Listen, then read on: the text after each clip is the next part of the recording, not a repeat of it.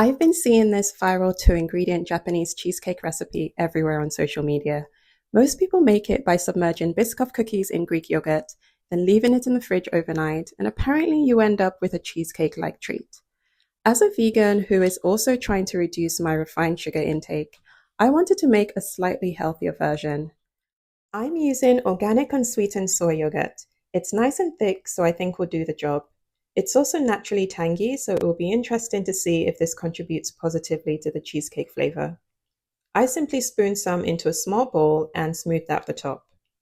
Like I mentioned, most people use Biscoff cookies, but I've also seen versions with Oreos, and I believe the original actually uses coconut biscuits.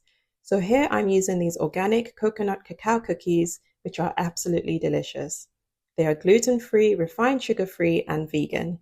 The ingredients include coconut, raw extra virgin coconut oil, cacao powder, cacao butter, pure maple syrup, vanilla bean, and a touch of Himalayan pink salt. This is probably as healthy as you can get when it comes to a cookie that isn't homemade. If you want to try them, I'll leave a link in the description to where I found them. All you do is stick the cookies into the yogurt, nice and evenly spaced out, then pop it in the fridge overnight. This recipe reminds me of an icebox cake, which is traditionally made by layering biscuits or cookies with sweetened cream. I've made this once before, so I'm expecting similar results in terms of texture. If you enjoy easy, healthy vegan recipes like this one, then please subscribe if you haven't already, as I have a bunch of amazing recipes to share over the coming months.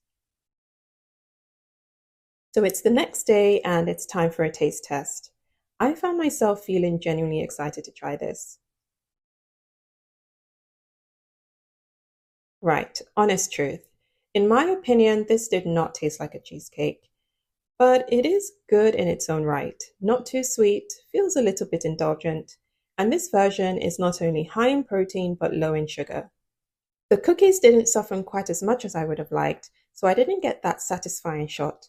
So next time I'll probably leave it in the fridge for another day or maybe even crumble the cookies into the yogurt. If you're going to use sugar-laden cookies like Biscoff or Oreos for this, then you might as well just enjoy the real thing as an occasional treat as part of a balanced approach to eating. But if you want a low-sugar vegan treat, this is pretty good. Let me know in the comments if this is a food trend you're up for trying or if you think it's a waste of time. If you like this video, you'll like this one where I try the viral chocolate-covered fruit and yogurt bites. Thanks for watching. Bye!